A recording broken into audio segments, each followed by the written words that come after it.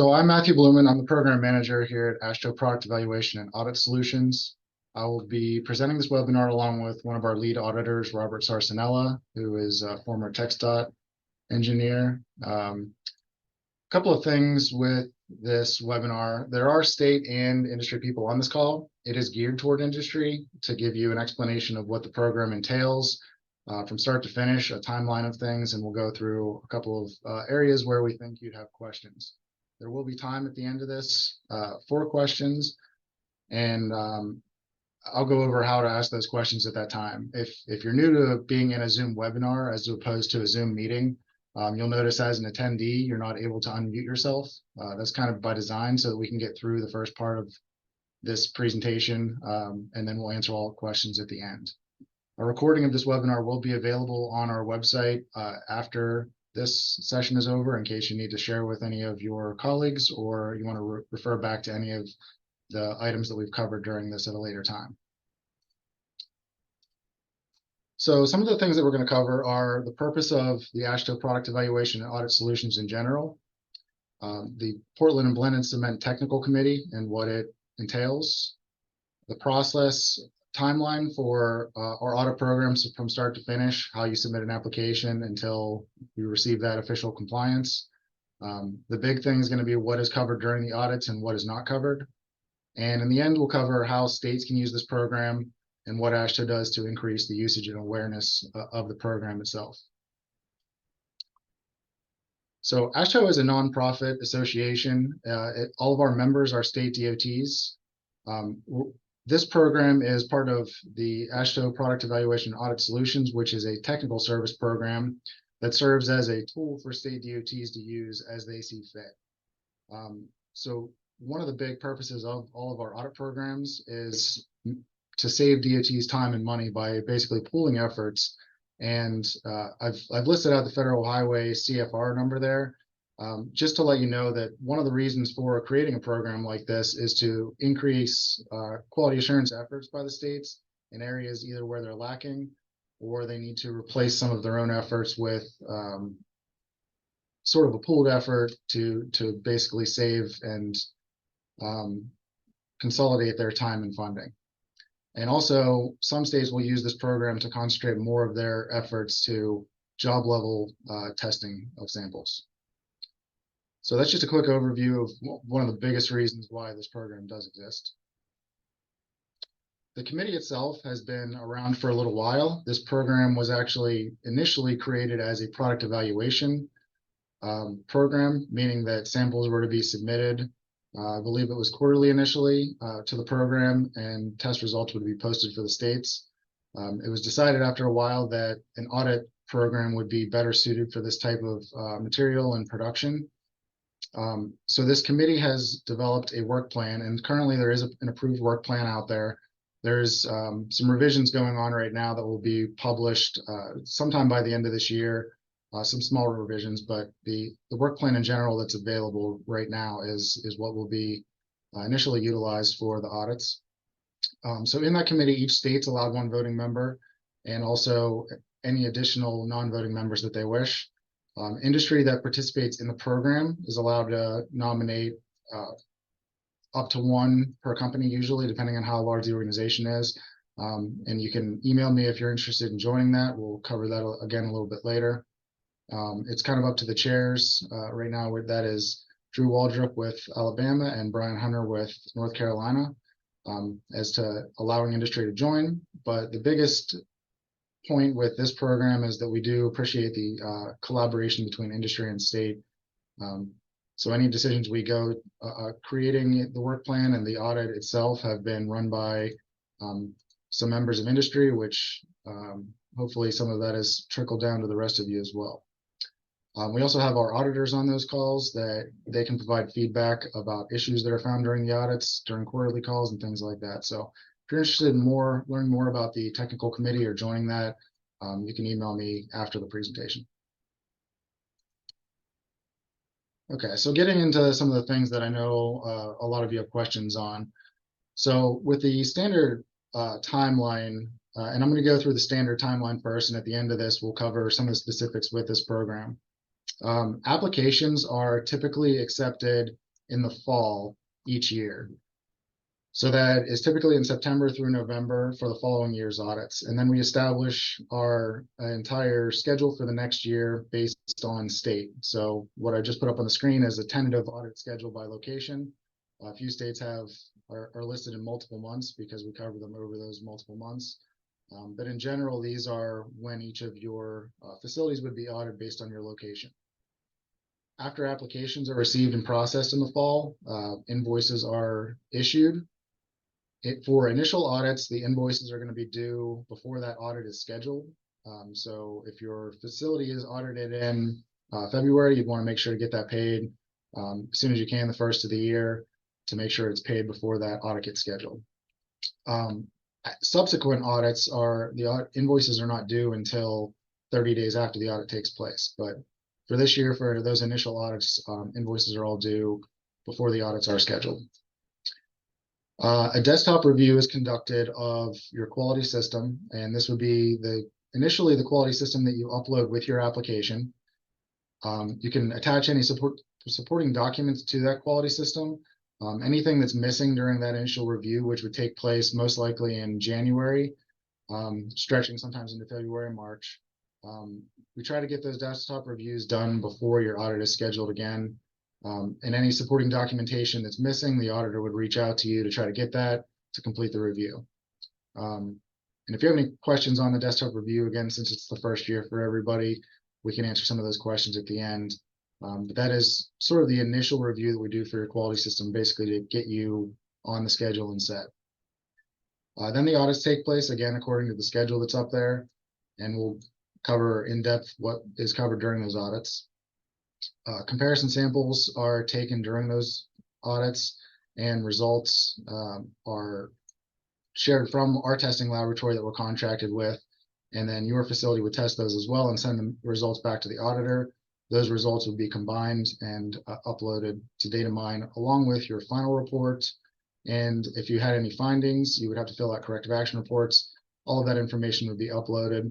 And finally, compliance would be issued. And we do issue compliance authentication certificates, and we'll cover a little bit about what that actually means after we talk about the audit process.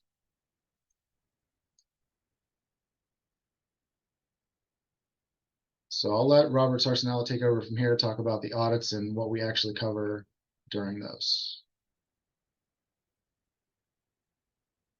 Okay, thanks, Matt.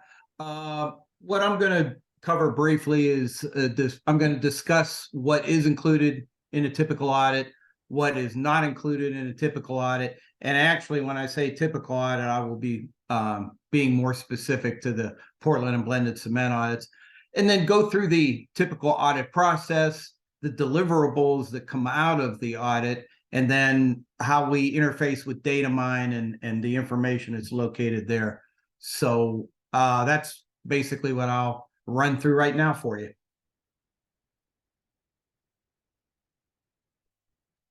Okay, as far as what is included, we do reviews of several things, as you can see. We do a review of manufacturing, and once again, it's where applicable. It depends upon what the facility that we're auditing does. In this particular program, we have mills, and then we also have terminals. So there's really no manufacturing taking place at a terminal, but in most, of course, there is manufacturing taking place at the mill. So we'll look at that. Testing and inspection where applicable. The one thing that I want to make sure that everybody understands, in this program, we do not want to duplicate efforts if we don't have to.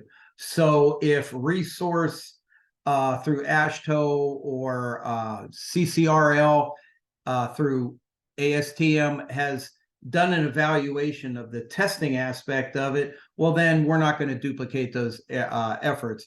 And we're going to look at what inspection is being done at the various locations, whether you're looking at a mill or a terminal. We'll be also, the next point there, will focus mainly on the QC and the QA operations. The manual that is submitted for review that Matt mentioned earlier is kind of what we use to look at what is done at the facility. And then we're just basically going with our eyes and looking and seeing that what you have in the manual is basically what is being implemented and in place at the facility. And last but not least, of course, with any good government audit, we're going to go ahead and look at records. Once again, we have to look at written records or electronically kept records, but basically the records prove that you've done what you say you've done. And then finally, where this particular program, what's included also is sampling of cement. We're going to take a random sample of cement. Basically, half of that will go to the facility, the other half will go to the NEPEP designated laboratory for testing, and then the results are published side by side of the results of the testing of the random samples. Now, what is not included in the program? Okay, for the facilities, we don't want to get into proprietary operations. Okay, we're looking at your general flow of stuff. So we're going to rely in our discussions with you as to what is considered proprietary. And basically, we may see some things, but none of that will end up in the report or pass the auditor, if it's deemed as proprietary. We're also not going to do on-site and off-site laboratories, like I said earlier, where the facility has already been resource accredited or CCRL evaluated. And then, we're, there we go. We're not going to sample every cement that you produce every time we come. The idea is to take a random sample, and then in subsequent audits, we'll go ahead and rotate what products we take, such that over a period of time, we try to get a snapshot of the different cements that you go ahead and produce or that you furnish from the facility. And also what's not included with the program, and this is one thing to understand from a manufacturer and producer side, is that you're not, because you did the audit and you're compliant with the audit, there is no across the board approval with the DOTs. The program is generally set up to go ahead and provide information to the DOTs in a uniform format. It's the DOTs who are going to be the ones that are going to do the acceptance or not according to how their program operates. NEPEP is merely a vehicle to get uniform information out and available to all the DOTs. Okay, so moving forward, we're going to talk about the audit process, the pre-audit, the on-site audit, and the post-audit. So if we'll go ahead and click the side, as you can see in the pre-audit, we got a desktop review of the facilities quality manual, as Matt mentioned earlier. And that's performed every 5 years. And there's a document out there called SPO1, which is sort of our guidance document for performing audits. And there's a section 6. And if you look at that section 6, that covers in detail what's required in the facilities quality manual, along with some stuff that's also located in the work plan. And the work plan and the facility manual are to work together along with SPO1. Everything should work together to show the auditor what the facility does, and then also to show the facility what the auditor is going to be looking for and what are the requirements of the program. And once again, those audits are performed every 5 years. So those signing up for the program will have it done, the first year, and then the next time there's a full review is going to be 5 years later.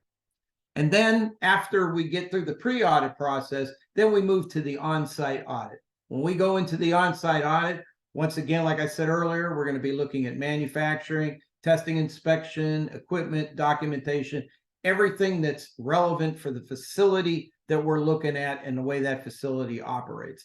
And then also we're going to be taking, and we call them, we choose the word comparison sample, because we're going to have the testing that our NEPEP designated laboratory performs. And you got to excuse me for saying NEPEP, been around the program too long. The AASHTO designated laboratory, and then also the facilities results. And so that's what we call comparison. They're just set side by side.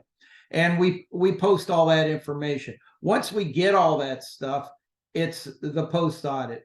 And during the post audit, we close out the audit. We upload all the documents, the reports, any corrective actions that are found. And during the first year, that's also when your compliance certification will also be, or certificate will also be uploaded. And also the test results will be posted at that time. And that's everything that's out there that's available for the DOTs to review. So after that,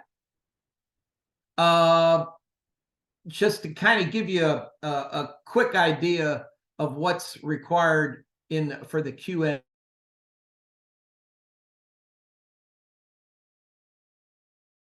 It could be in other facilities that you deal with. It could be ISO, it could be other programs that require certain things, but we're kind of similar. We're looking for a quality mission statement, position descriptions as it relates to the quality personnel in that, the training and the competency evaluations, which those individuals would have to be subject to. Competency evaluations may be a little bit new to a lot of you, and when you sign up for the audit, we'll get in a little bit more detail, but it's not that hard for you to go ahead and be able to comply with that. What internal audits and management reviews that you perform at your facilities, and how you do those particular audits and reviews. Your own corrective action procedures. We have a setup for the AASHTO program for corrective actions, but we also take a look at what you do as far as your individual facility corrective action procedures whenever issues are found. Also, how you perform your inspections of equipment and calibrations and verifications and standardizations of the equipment. Once again, we're not going to try to recreate what's already been done, like I said earlier, by resource or by CCRL, but there are certain things that they do not pick up as part of their evaluation that we'll be looking at, like scales and things along that line, more measurement of product going out. And then also how you record and maintain your product information and test results. We're going to pick some random, we use the term lots, but some random product that's either produced or shipped, and how you keep up with that to be able to make sure that the paperwork that you furnish with that material is the right paperwork that needs to follow it to the project, and to the either to the batch plant or eventually to the DOT. And then of course, last in this list is also quality control inspection. What it is that you're doing at your facility in order to make sure that you maintain the quality of the product. Okay, so that's most of it that we cover. The audit, the information that's gathered when we go there. The first thing is we're going to be looking at the quality control inspection, the performance that your personnel do on keeping up with what they do day in and day out to maintain quality. And we're going to look for proper techniques and attention to detail that they do with respect to those inspections. We're going to be looking for compliance with the required standards for anything that needs to be required, whether that standard is an ASTM or an AASHTO standard, or even if it's information that's within the work plan. And then last but not least, the equipment that they utilize. Is the equipment in good condition? Is it properly either calibrated or verified, or is it operating the way it needs to be? And how they go ahead and they document what it is that they do. Okay, so that's quality control inspection performance.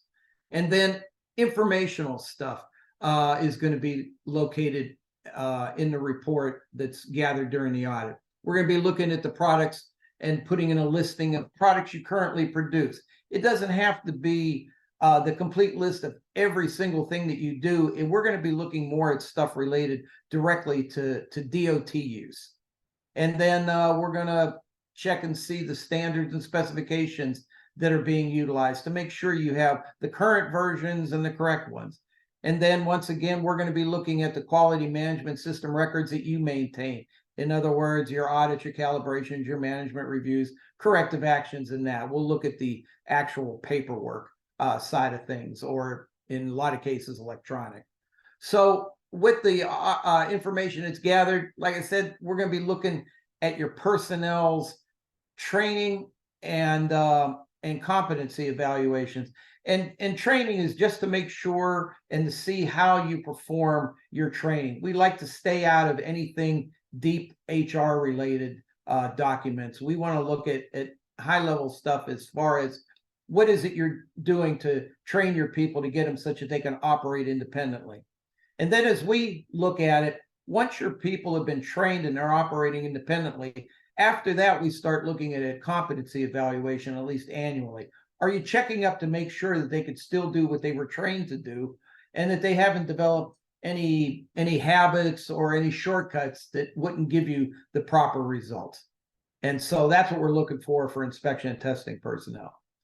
And then as it applies, now cement's kind of a product that doesn't necessarily have this, but you know, in your fabrication or production would be probably a better term to use of the cement, how you keeping up with it when it goes out, such that if you were to have a problem with a particular batch or amount of cement, how are you able then to go back and know where that material has possibly been shipped, or how you can find out and bracket where your issues may be, if anything is found. Of course, generally with manufacturers, we generally hear that they've never produced bad materials, so it doesn't become too much of an issue. All right, and then finally, the quality control inspection, the records. Do you have the proper detail in your records?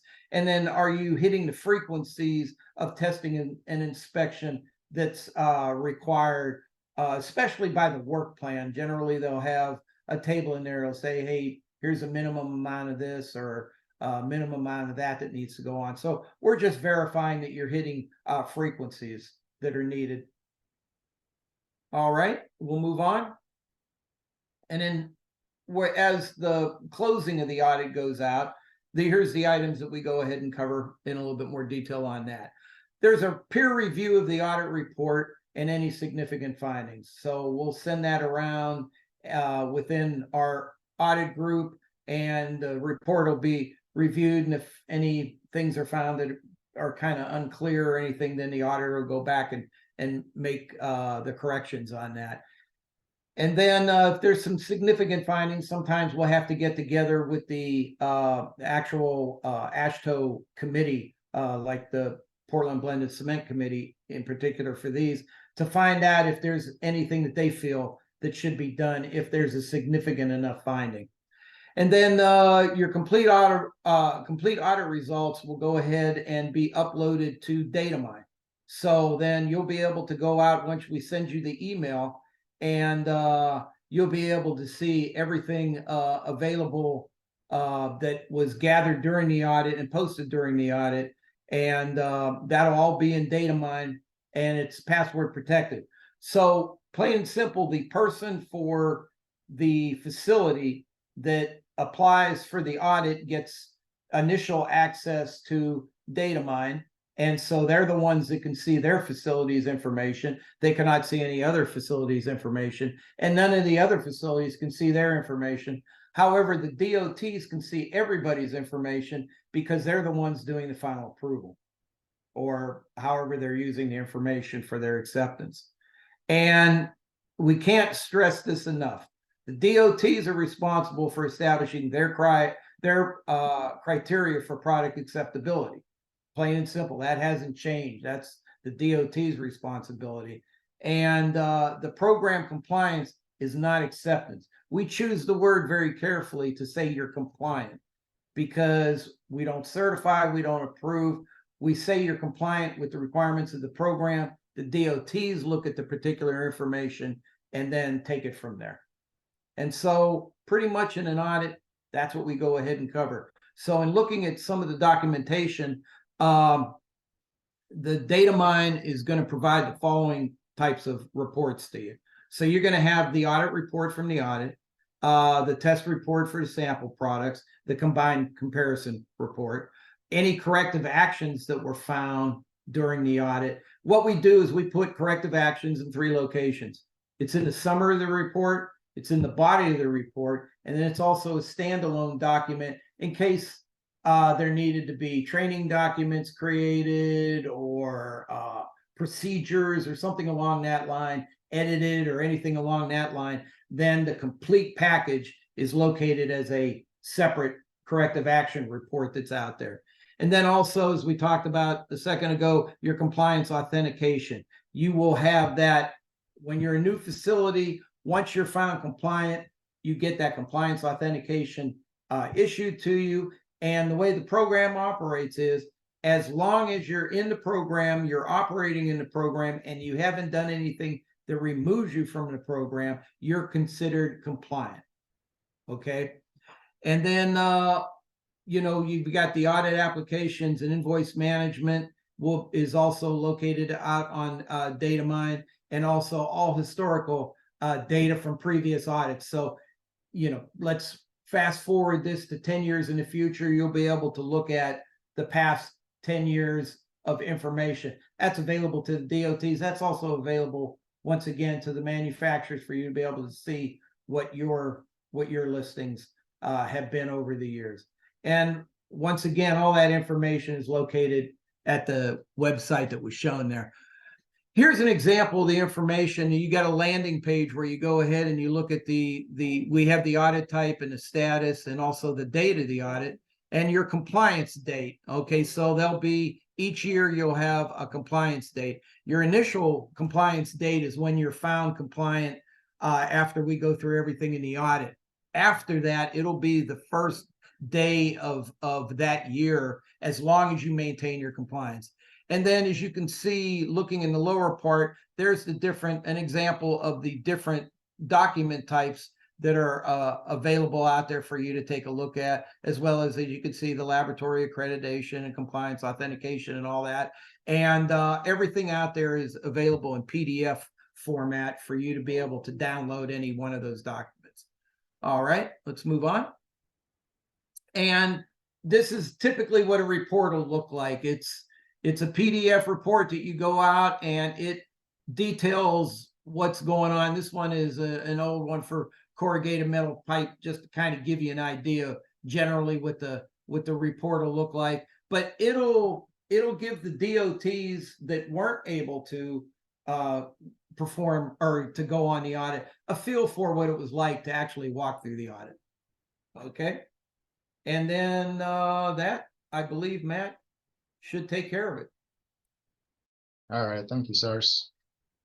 All right, so a few of the last things before I get to the question area. I saw a few questions coming in. So if you have any questions at this point, you can type them either into the chat, or there's a Q&A box there at the bottom of your toolbar. You can type those questions in if you have them and want to get them in now. So a few things that I wanted to bring up for what we do at AASHTO for increasing usage of the program, basically to get you as industry your money's worth and to increase the usability of the program. The more states that require the program, the stronger it is, and the more industry that participates, the stronger it is, and it benefits both ends. So again, we've already mentioned this a few times, but this program doesn't certify or approve facilities. Again, that's on the DOTs. These audits act as an information gathering exercise, and then it's up to the states to review either the reports, the comparison results, or anything that goes along with that to make their final judgments. This program is not mandated across the states. It's up to each state to determine how to utilize this. It really is just a tool for them to use as they see fit. It does serve for a few things, which could be decreased sampling, but that's up to each state for their purpose. So again, you're going to have to really reach out to each state, or at this point, the states that are requiring the program for 2024 should have reached out to you to determine what their criteria will be. But our goal is always to increase the number of states requiring the program by conducting webinars like this, informing them of the program and the benefits of it. As we see, they're already paying to be in the program, so it's just a benefit across the board for states to use it. and then that'll increase the usefulness for you as industry. A few specifics for this program for this year. Applications are going to be accepted November 6th through the 30th. We have a delayed time frame because we're currently developing the data mine module for this, redesigning for this committee. So the applications won't be open until November 6th. You can register in data mine at any point if you don't have an account already. And I will very briefly, I want to bring up that, show you how to do it. So if you go to the data mine, it's data.netpep.org. And the homepage when you first get there looks like this. Login button is at the top right, and you can register for an account. And very briefly, I just wanted to show you what it looks like when you go to register. So you'll enter your password, whatever email you log in, that'll basically be your unique user ID. So make sure that's something that you can receive emails at, notifications from the system and such. For participants of this program, you're going to be listed as a manufacturer. It's a general term that we use throughout our committees for producers or suppliers or manufacturers. Once you click that, if your company is not already in this drop-down list, you'll want to add new. But what this does is allow, for instance, I'll take CMEX because I know they have multiple facilities that will be applying. If you put CMEX in here and you have multiple users that select from that drop-down CMEX, they will all have access to CMEX's data for all of their locations. So if you want to have separated out locations, you could do what some of the companies in our program do and actually have them listed as separate locations. I was going to show an example of Nucor. So like Nucor Steel, they actually have some of their locations separate out by the location name with that because they want to have things sort of compartmentalized. If you have questions on that, please contact me afterwards. But otherwise, you'll type in your organization name, manufacturer, fill out your information from there.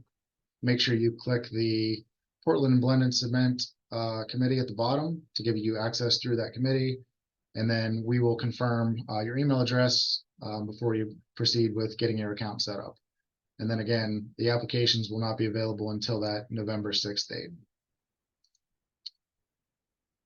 Get back to the presentation here. Okay. So then for the fees, these are available on our website in a fee document for you to download if you wish. But the audit fee is going to be $6,000 for any facility, whether it's a mill or a terminal. There is a desktop review fee. Again, that's initially and then every 5 years of $600, and that covers the auditors doing that initial review of your quality system. And then the testing fee is going to vary. For terminals, it's going to be $500 because we're doing limited testing on those facilities, and then mills will be $1,200. So those are all the fees that go into each facility's audit. Again, you can ask any questions about that after this webinar. And then one other thing that we're not going to discuss too much right now, but will be coming up, and I'll send instructions about it. For mill test reports, instead of sending those directly to DOTs, and this is going to be based on particular states, so they may require to use it through data mine or not. We have what's called our industry document repository, and that is a separate module under resources. So in this area, again, you have to be logged in to see it, but you'll be able to upload your mill test reports, and states can access them through this system instead of having to individually email those to each state. But that is really up to the state's requirements for how they want you to do that. I will be making help videos and sending those out with how to submit an application and how to upload your mill test reports or any other documentation through that IDR when we open the cycle. So right around November 6th, I'll be sending out a notice that's open to anybody that registered for this webinar is going to get those notifications. And those help videos will be included along with that. So, okay, so now I'm going to take questions. I do want to keep questions related to what is reviewed during the audit or the process for the audits. If you have any questions about which states are requiring the program, you'll have to contact those state representatives directly. And if you have any questions related to fees, you can contact me afterwards through email. So there's a few ways you can ask questions. You can either raise your hand if you just want to be unmuted and just ask your question. And you can type them into the, like I said, the chat and the QA box. So I'll start going through those. And then after the webinar, I put my email address there, and the chairs of the committees, Drew and Brian as well. If you want to be included in any of those updates as they're sent out, again, send me an email, but I'm just going to send them to everybody that registered for this. So first question is, if we have multiple similar facilities, such as terminals, can we submit a single quality management system, or does it need to be individual at each facility? So that is a great question.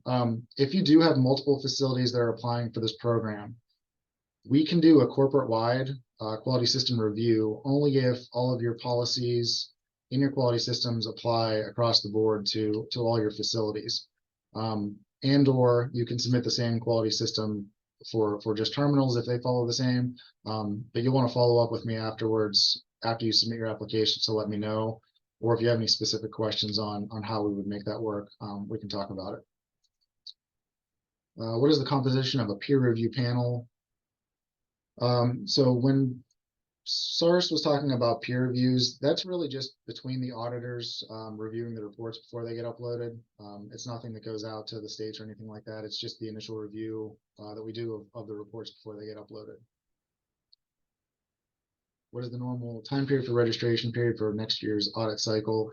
So next year's cycle, I believe, is not listed yet next online, but it's going to be the beginning of September through usually the middle of November.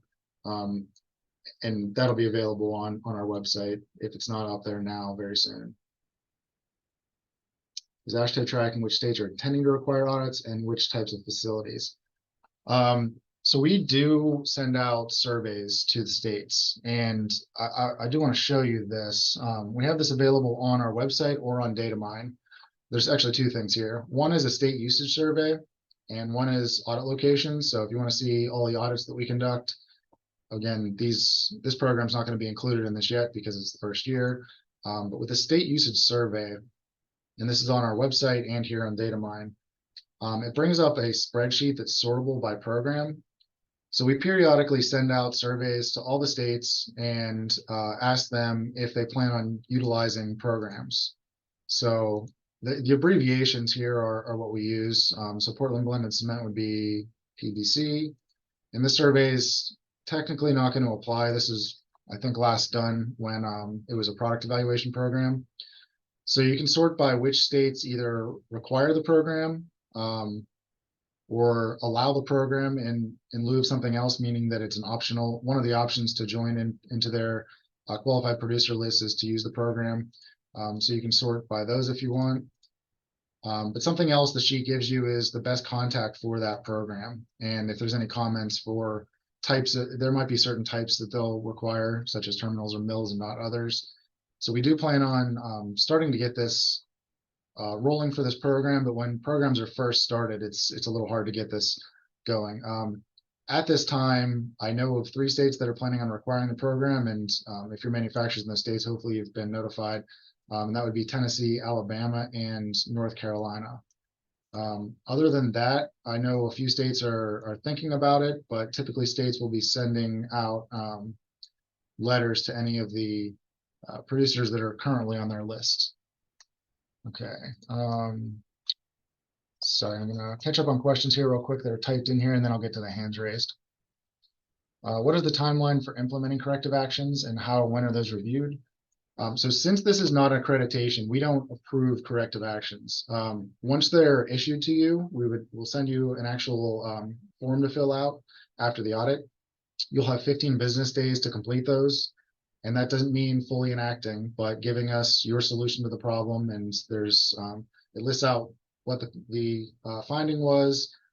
You'll list out why it happened, what you'll do to keep it from happening in the future, and then if you have to attach any supporting documentation, the auditor will review it to make sure that it at least has adequate information.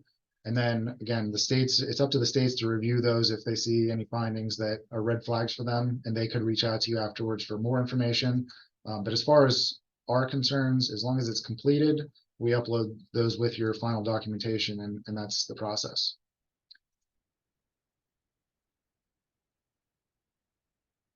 Some states are requiring an application in November with inspections in late 2024. Are we committing to the program by applying, or can we opt out prior to the October inspection? In a way, you're committing, but not fully. So we will start the desktop reviews with the audits that would take place first. Once we get to your desktop review, you'd at least have to pay for the desktop review if we get that completed. So if you're not for sure if you want to participate in the program, once you submit your application, please contact me, and we can go from there. But like I said, the invoices are due before the audits are scheduled for those initial ones. So if your audit wouldn't be taking place until October 2024, you'd have until probably August to cancel it, before you'd have to actually pay that invoice.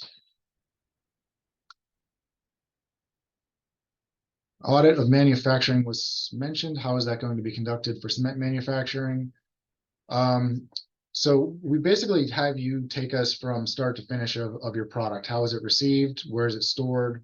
How do you keep quality control of that material while it's stored? How often do you test it? What process does it go through to either get to the next conveyor or screw conveyor, or how does it actually get loaded into the trucks? So we would make sure that the entire process, you have a control of the material and it's not either cross-contaminating between other materials. We would ask you when you're testing, how often you're testing those stockpiles or wherever it's stored, things like that. So it's more of a whole process of manufacturing. We call the audit of manufacturing is that whole process. And if you're doing blending and things like that, at mills, we sort of take it from whenever it's actually blended into cement. So we don't start with a clinker. We would ask you some questions about that, but we wouldn't physically go and watch that whole process, unless there were certain questions we had that weren't answered. But once it actually gets blended into cement and you establish that as either a lot or a certified batch, something like that, how do we go from there and track everything? To show the slide showing the stage scheduled months. Let me get that pulled up.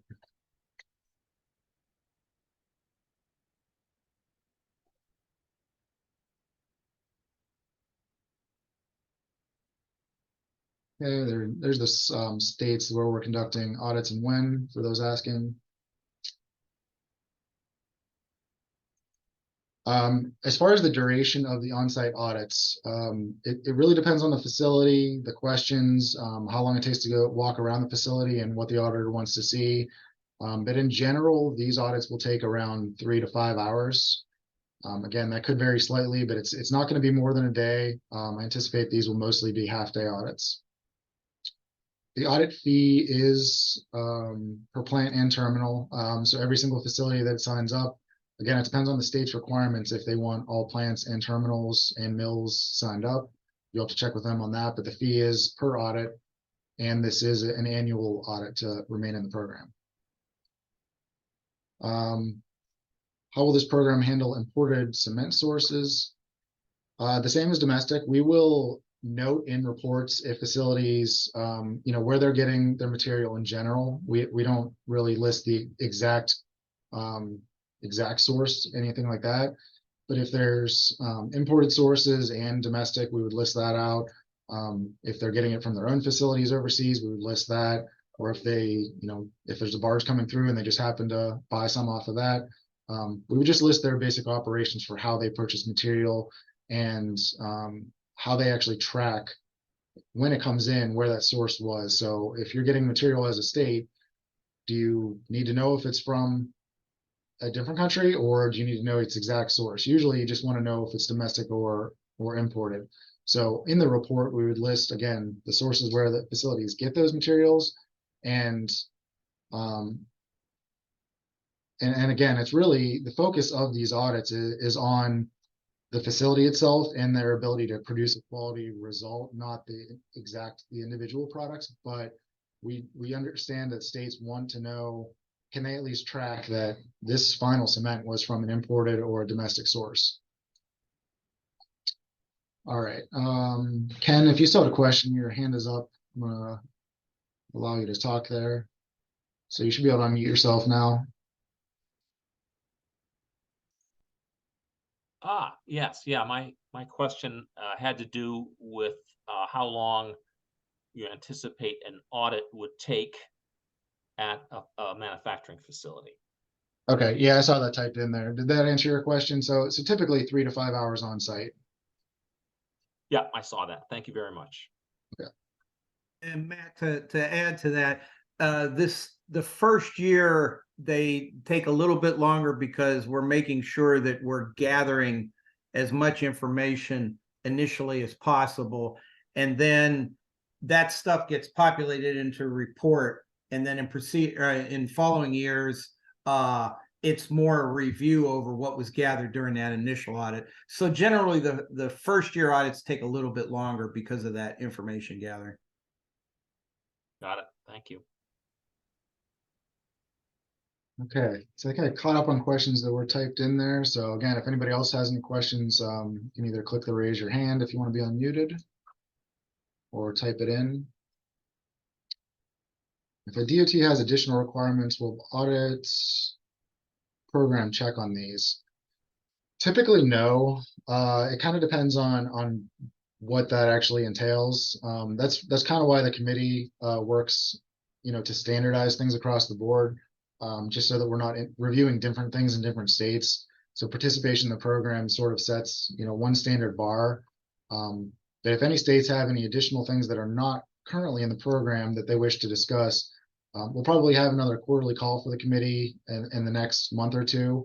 If you're not on the committee, just send me an email and I can make sure you get an invite to that call. Or if you want to join, that'd definitely be the place to discuss any particulars about the program. If there's anything that you want reviewed during those audits, we'd want to have that reviewed across the board instead of just in certain states.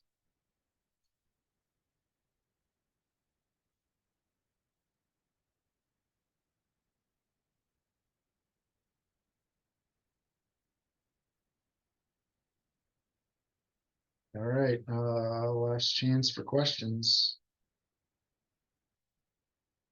And if you think of any questions after this, feel free to send me an email. I'll forward any of your questions to states in the committee if you need. If you're looking for the contacts of certain states, who the best contact would be, that's definitely a tool that AASHTO can provide you. So if you haven't been able to get a hold of the right person in your state and you need to, feel free to reach out. And let me go back to the slide with the contact information. Yeah. All right. Well, thank you all for joining in. Again, this recording of this webinar will be available on AASHTO's website. And if you haven't gone to it yet, when you go to transportation.org, you can get to the AASHTO Product Evaluation Audit Solutions page a few ways.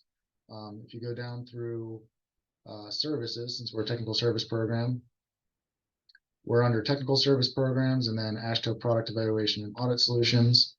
So I'd advise that you bookmark the site. Each committee has its own page. So you can find the Portland Blended Cement Technical Committee page. And on here, you can find past call minutes to see what's been discussed, the work plan for this program, which you'll definitely want if you're planning on signing up. The testing fees are here as well. And you can see the makeup of the committee underneath of that. One other page that you'll want is the resources with the audit documents. So under here, the first one is SPO1, which is the overarching quality document for all of our audit programs.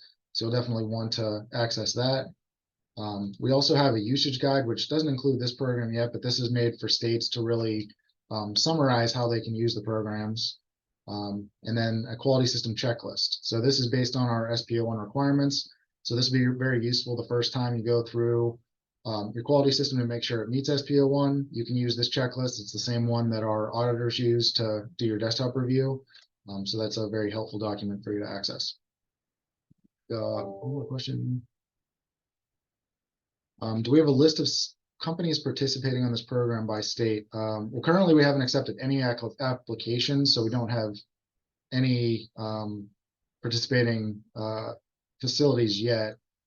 But once applications are received and processed through the system, which would be end of November, we can provide that to any states that are interested. Jonathan, you can unmute yourself, I think. Yeah, I just wanted to talk about that QMS checklist. So our facilities went through the mock audit, and just one thing I want you guys, everyone to kind of realize is that the work plan will modify SPO1. And so there's a couple of things, there's one or two requirements in the checklist that we have taken out of in the work plan. And I believe it has to be going over the calibration of the lab equipment and things along those lines. So just make sure that that when you're going through that checklist, is that that the majority of it applies, but not all of it. And so that was something that that we got hung up on a little bit when we went through doing the mock audit. Right. And we don't check for it during the desktop review because, again, that's not specifically part of this program. But if it's included in your quality system, it should just be uploaded as part of that, because we're checking for your overall quality system. And one of the things that we'll actually upload to DataMine is if your testing laboratory is AASHTO resource accredited, that accreditation certificate would be uploaded with that final report, just so states can see that all in one spot. So, we try to tie them together, even though they are, separate from each other.